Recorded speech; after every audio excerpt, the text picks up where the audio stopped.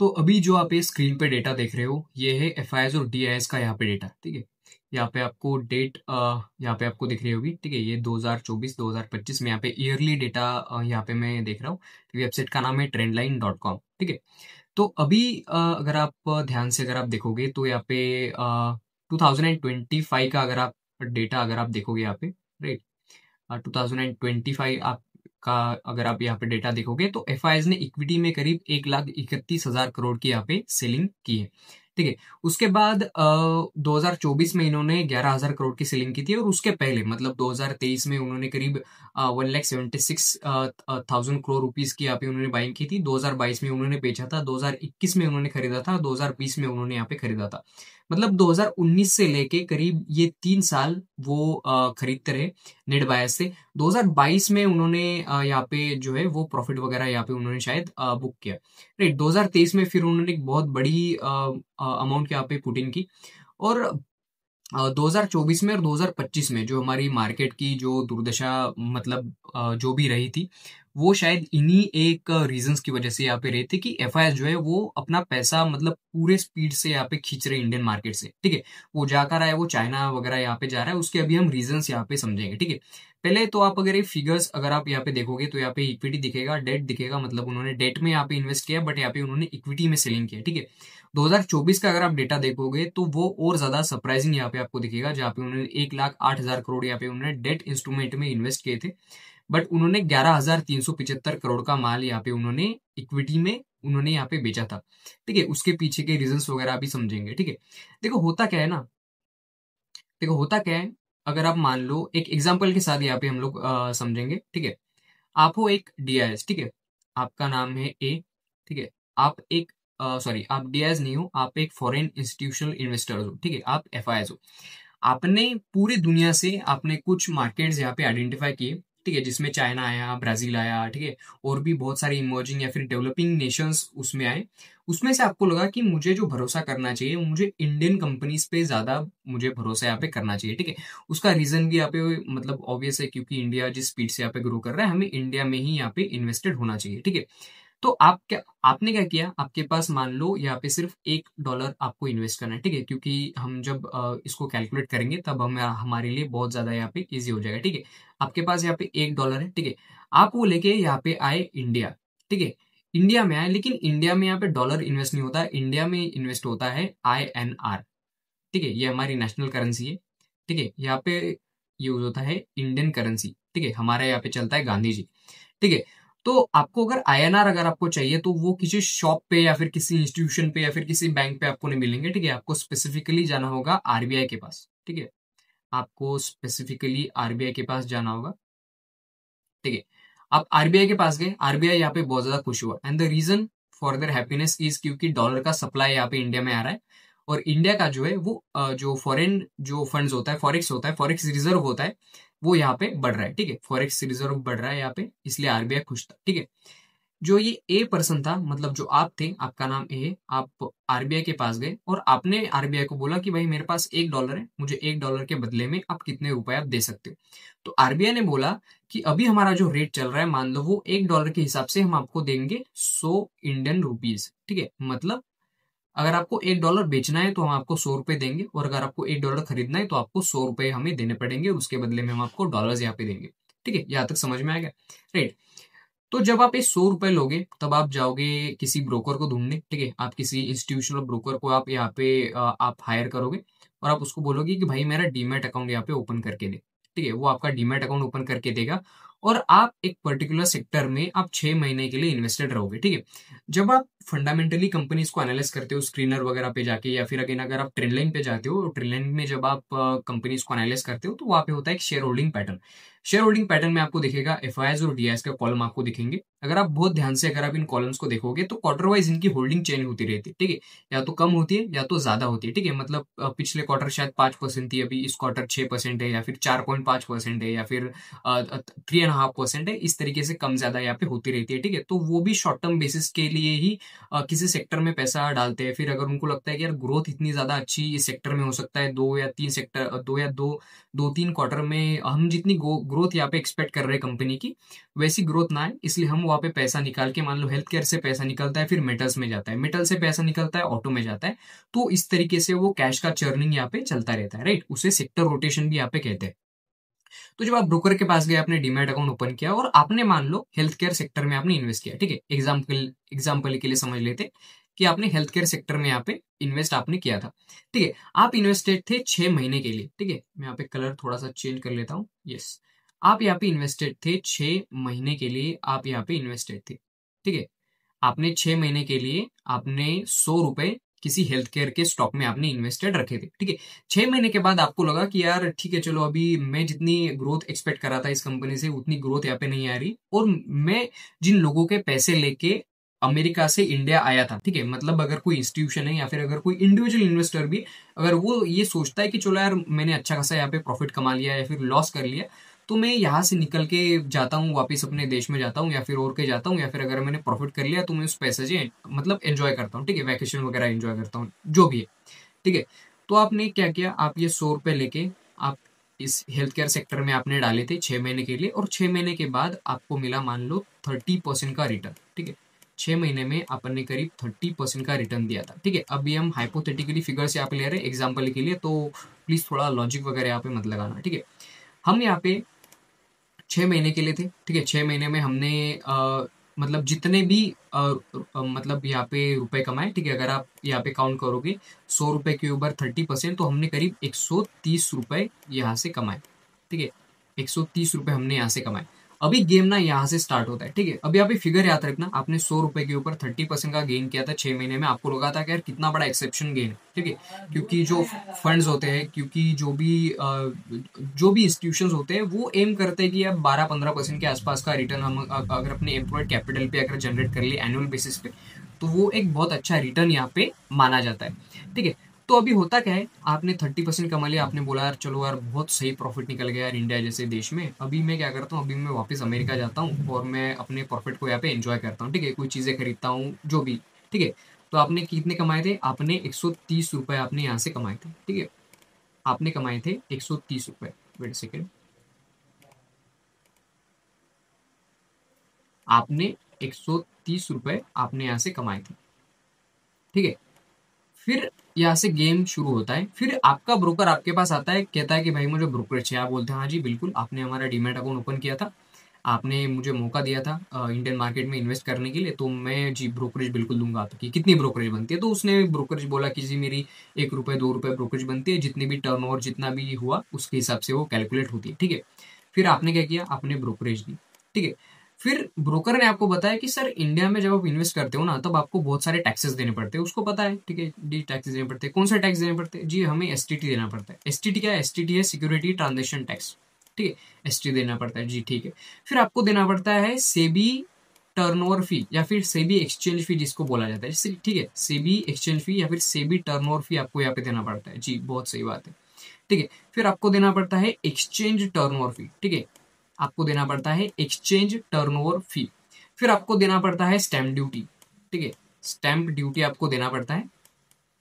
और उसके बाद आपको देना पड़ता है जीएसटी, ठीक है, इसके बाद आपको देना पड़ता है जीएसटी, और उसके बाद आपको देना पड़ता है डिपॉजिटरी फी, ठीक है, डिपॉजिटरी फी जो कि अगेन ये टर्नओवर बेसिस पे नहीं लगती, ये 15 या 20 रुपए की रेंज में शायद है अभी, ठीक है। मुझे उतना पता नहीं है कि 15-20 रुपए कितनी लगती है, तो लेकिन उतनी लगती है। अगर आप 1 करोड़ के शेयर्स भी अगर आप बेचोगे तो वो फीस उतनी लगेगी, ठीक है। बाकी जो सारी चीजें हैं, ये सारी चीजें आपकी टर्नओवर के बेसिस पे लगती है, इंक्लूडिंग ब्रोकरेज, क्योंकि एफआईएस और डीआईएस के लिए ये जीरो द अप स्टॉक वो लोग यहाँ पे यूज नहीं करते, राइट। तो आपने क्या किया, इतनी सब फीस मिला के आपने मान लो आपने 5 रुपए यहाँ पे दिए थे इसको, ठीक है। अभी हम ब्रोकरेज और यहाँ पे डिपॉजिटरी फी को यहाँ पे काउंट नहीं करेंगे, क्योंकि ये चार्जेस हर किसी को देने पड़ते हैं, चाहे आप रिटेल इन्वेस्टर्स हो, चाहे आप इंस्टीट्यूशनल इन्वेस्टर्स, आप चाहे रिटेल इन्वेस्टर हो, चाहे आप बहुत बड़े इन्वेस्टर हो, आप इंस्टीट्यूशन हो बहुत बड़े, ठीक है। लेकिन ये सब चार्जेस जो है ये आपको टर्नओवर बेसिस पे आपको देने पड़ते हैं, ठीक है। टर्नओवर आपका जितना भी हो, आपने मान लो 5 रुपए की फीस वगैरह आपने सारी कुछ पे की, ठीक है। आपने प्रॉफिट कितना कमाया था, आपने प्रॉफिट कमाया था 130 रुपए का, ठीक है। आपने 130 रुपए का प्रॉफिट कमाया था, उसमें से 5 रुपए जो है वो आपने फीस वगैरह के लिए दे दिए। आपके पास बचे कितने? आपके पास बचे 125 रुपए, ठीक है। फिर जब आप आरबीआई के पास जाते हो, ठीक है, आप यहाँ पे आरबीआई के पास जाने के लिए निकलते हो, लेकिन यहाँ पे ना, यहाँ पे आती है गवर्नमेंट, ठीक है, यहाँ पे आती है गवर्नमेंट, हमारी इंडियन गवर्नमेंट। इंडियन गवर्नमेंट को बोलती है कि भाई तूने लॉ को वायलेट किया है, तू सीधे आरबीआई के पास जा रहा था, तू मेरे पास नहीं आ रहा था। वो बोलता है कि सर कैसी बात कर रहे हो, मैंने क्या लॉ को मैंने यहाँ पे बाईपास किया, या फिर क्या हुआ है मेरे से, क्या गलती हुई है मेरे से। गवर्नमेंट आपको बोलते है कि देख भाई ऐसा है कि हमारे इंडिया में ना बहुत सारे लॉज, बहुत सारे टैक्सेस यहाँ पे चलते हैं। हम एसटीटी और लॉन्ग टर्म कैपिटल गेन अगर एक साथ लेते हैं तो क्या हम शॉर्ट टर्म कैपिटल गेन नहीं लेंगे? उसने बोला हाँ sir, short term capital gain तो देना ही पड़ेगा, क्योंकि मैंने एक साल के अंदर यहाँ पे शेयर बेचे। अगर मैं एक साल के बाद अगर बेचता तो वो लॉन्ग टर्म कैपिटल यहाँ पे बन जाता, ठीक है। तो वो बोलता है कि भाई चलो कितना है बताओ शॉर्ट टर्म कैपिटल गेन। तो यहाँ पे एसटीसीजी लगेगा आपको, एसटीसीजी आपको जो लगेगा वो लगेगा फ्लैट 20%। यहाँ पे कोई ब्रैकेट नहीं होता कि आपने इतना प्रॉफिट कमाया तो आपको देना पड़ेगा। यहाँ पे फ्लैट 20% आपको यहाँ पे शॉर्ट टर्म कैपिटल गेन आपको यहाँ पे देना पड़ता है, अगर आपने एक साल के अंदर अगर आपने अपनी होल्डिंग को, कैश की होल्डिंग को अगर आपने बेचा है तो। चलो अभी यहाँ पे क्या हुआ, ठीक है, आपने 125 रुपए कमाए, मतलब आपने 25 रुपए का प्रॉफिट यहाँ पे कमाया था, ठीक है। आपने 30 का प्रॉफिट कमाया था, उसमें से 5 रुपए आपने जो है वो जो चार्जेस वगैरह थे, जो जो भी थे, आपने उसके लिए दे दिए, और बाकी 25 रुपए के ऊपर आपने 20% के हिसाब से आपको यहाँ पे टैक्स देना पड़ेगा, ठीक है। 20% के हिसाब से जब आप 25 रुपए पे टैक्स कैलकुलेट करोगे तो वो अगेन आता है 5 रुपए। तो इसमें से भी आप 5 रुपए माइनस करो, कितना बचा आपके पास? आपके पास बचे 120 रुपए, ठीक है। 100 रुपए तो आप लेके आए थे ना, आप अपने साथ जब $1 लेके आए थे तब आरबीआई ने आपको 100 रुपए दिए थे उसके बदले में। आपके पास बचे कितने? आपके पास 20 रुपए बचे। जो आपका 30% का प्रॉफिट था वो सीधे घट के 20% पे आप आ चुका है। एंड द रीजन बीइंग, क्योंकि आपको पता है, ठीक है, आपको पता है कि वो 20 रुपए कैसे आया, 20% कैसे आया, ठीक है।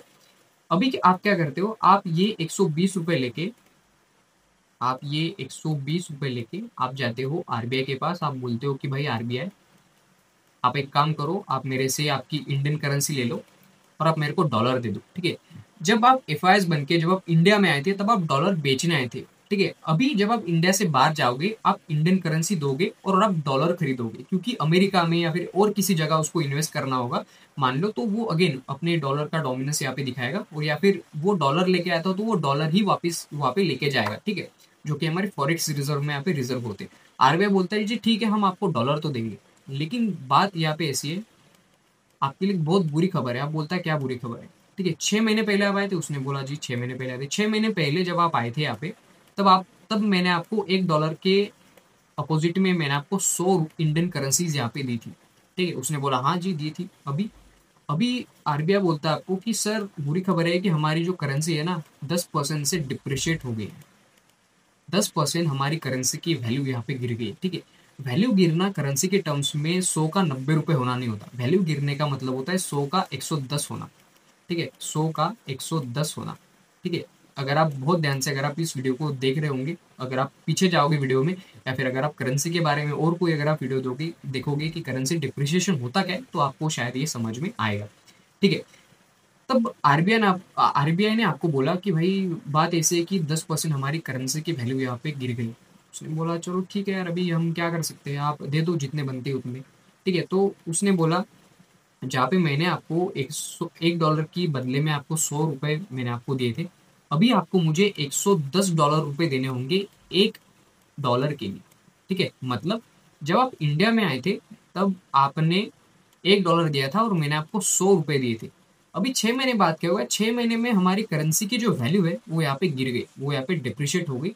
तो आपको 110 रुपए मुझे देने पड़ेंगे अगर आपको आपका $1 अगर वापस चाहिए तो वो अपना सर पकड़ लेता है कि यार ये क्या हो गया, ठीक है, मतलब ये कैसा क्या हो गया, ठीक है। तो वो बोलता है कि चलो ठीक है, आप दे दो मुझे जितने भी बनते उतने, ठीक है। तो आपको 110 रुपए देने पड़ेंगे $1 के लिए। आपने उसको दिए थे 120 रुपए, मतलब आपको यहाँ पे मिलेंगे $1.10। $1.10 आपको यहाँ पे वापस मिलेगा। And this is all about, ये इक्वेशन ही शायद आपको पूरे तरीके से अगर आपको समझ में आता है कि मैंने इतनी देर में यहाँ पे क्या बोला है, तो आपको समझ में आएगा कि एफ इंडिया से बाहर क्यों जा रहे हैं। उसका रीज़न क्या है, अभी इससे ज़्यादा डिटेल में हो सकता है मैं और एक वीडियो उसके ऊपर बनाने की कोशिश करूँगा कि उसके रीजंस वगैरह क्या है। बट ये one of the main reason है कि एफआई जो है वो इंडिया से बाहर जा रहे हैं।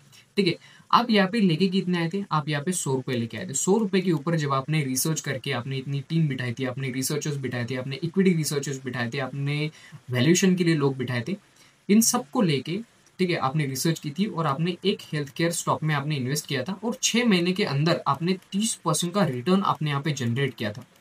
लेकिन वो 30% का रिटर्न अगर घट के यहाँ पे 10% पे आ जाए, ठीक है, क्योंकि आप $1 ही लेके आए थे ना, अगर आपको याद होगा तो, अगर आप $1 ही लेके आए थे और उसके बदले में आपको 100 रुपये मिले थे, ठीक है, और जब आप वापस जा रहे हो तब आप $120 आप आरबीआई को दे रहे हो और आरबीआई उसके बदले में आपको सिर्फ $110 यहाँ पे दे रहा है। एंड द रीजन क्योंकि हमारी करेंसी की वैल्यू यहाँ पे डिप्रिशिएट होगी। ठीक है, हमारी करेंसी की वैल्यू यहाँ पे डिप्रिशिएट हो गई, इसलिए वो जाते टाइम पे बोलता है कि भाई मैं इंडिया में तो आऊँगा ही नहीं। अगर आप पिछला अगर आप देखोगे, अगर आप पिछले कुछ दिनों में, ठीक है, मैं आपको दिखाऊंगा यहाँ पे चार्ट पे जाके, ठीक है, ये है हमारी Indian currency against the US dollar. ठीक है, बहुत ध्यान से आप देखो कि पिछले दिनों में, मैं आपको वीकली चार्ट इसका दिखाऊंगा, ये देखो पिछले दिनों में कितनी ज़्यादा यहाँ पे हमारी करेंसी यहाँ पे डिप्रिशिएट हो गई। अगर मैं उसको परसेंटेज टर्म्स में अगर मैं दिखाऊं आपको, तो पिछले अगर आप 5 मई से अगर आप देखोगे, मई के महीने से अगर आप अभी करंट के महीने के देखोगे, तो हमारी 5% यहाँ पे करेंसी यहाँ पे डिप्रिशिएट हो गई। ठीक है, अगर आप पिछले एक साल में अगर आप देखोगे, तो अभी चल रहा है अक्टूबर, तो हम यहाँ पे अक्टूबर देख लेते हैं, अक्टूबर 2024, सितंबर, अक्टूबर, ओके, यस, सितंबर अक्टूबर। ठीक है, अगर आप यहाँ से यहाँ तक देखोगे तो हमारी करेंसी अगेन 5% यहाँ पे डिप्रिशिएट हो गई पिछले एक साल में। और उसके पहले अगर आप देखोगे, ठीक है, तो 2000 नवंबर 2023 से अगर हम लोग यहाँ पे देखें, अक्टूबर 2023 से अगर हम लोग यहाँ पे देखें, तो पिछले 2 सालों में हमारी करेंसी करीब करीब 6.66% से यहाँ पे डिप्रिशिएट हो गई। And this is one of the reason. Again बहुत सारे रीजन है, हमारी अर्निंग ग्रोथ उस तरीके से नहीं आ रही जिस तरीके से लोग यहाँ पे सोच रहे थे, जो हमारे फाउंडर्स वगैरह है वो सोच रहे थे, इसलिए भी पैसा कंपनी से यहाँ पे बाहर निकल रहा है। But this is one of the reason, क्योंकि अगर मान लो अगर कोई एक इन्वेस्टर है, अगर वो अपने पैसे लेके आता है, रिसर्च के लिए टीम बिठाता है, सब कुछ करता है, सब कुछ करने के बाद वो 30% का रिटर्न यहाँ पे जनरेट करता है, जिसमें से 5 रुपये आपके स्टैम्प ड्यूटी और इस सब पे चले जाते हैं। ठीक है, फिर 5 रुपये गवर्नमेंट लेके जाता है 20% के अपने टैक्स के नाम पे, और जो बाकी आपके पैसे बचते हैं वो करेंसी डिप्रिसिएशन आपका खा जाता है। ठीक है, जिसमें कि गलती आपकी नहीं थी। ठीक है, गलती आपकी कब होती, जब आपको लॉस होता, जब आप कोई भी इंडियन कंपनी उस तरीके से अगर परफॉर्म नहीं कर पाती, तब हो सकता है कि आपको यहाँ पे होता कि यार चलो इंडिया तो इतनी ज़्यादा ग्रोथ नहीं दिखा रहा है, बट इंडिया यहाँ पे ग्रोथ दिखा रहा है, बट हमारी करेंसी यहाँ पे डिप्रिशिएट हो रही है। हमारे टैक्स का जो ओवरऑल यहाँ पे सिस्टम मतलब बना हुआ है, ठीक है, मतलब हम 12.5% का हम यहाँ पे आपसे लॉन्ग टर्म कैपिटल गेन भी लेंगे और हम आपसे एसटीटी भी लेंगे। ठीक है, दोनों चीज़ें एक साथ किसी भी देश में यहाँ पे एग्जिस्ट नहीं करती। जितने भी बड़े देश है, चाहे अमेरिका हो, चाहे आपको कोई भी यूरोपियन कंट्री हो, चाहे चाइना हो, चाहे कोई भी अगेन कोई भी एशियन कंट्रीज हो, जापान, सिंगापुर, कोई भी हो, यहाँ पे इस तरीके के टैक्स सिस्टम, यहाँ पे इस तरीके की रिग्रेस टैक्स सिस्टम यहाँ पे ऑपरेट नहीं करती, और स्पेशली इन्वेस्टर्स के लिए तो करती भी नहीं है, राइट, जो कैपिटल मार्केट में आप इन्वेस्ट करना चाहते हैं उनके लिए।